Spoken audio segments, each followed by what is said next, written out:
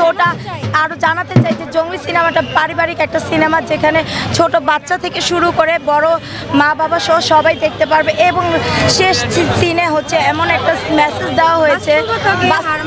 আমরা সবাইকে জানাচ্ছি, অনেকেই জানে না জঙ্গলি নামে একটা মুভি বের হয়েছে, যেন সবাই আজকে জানতে পারে এবং সবাই পরিবারকে নিয়ে দেখতে পারে, এই জন্যই আয়োজনটা করা হয়েছে আমাদের।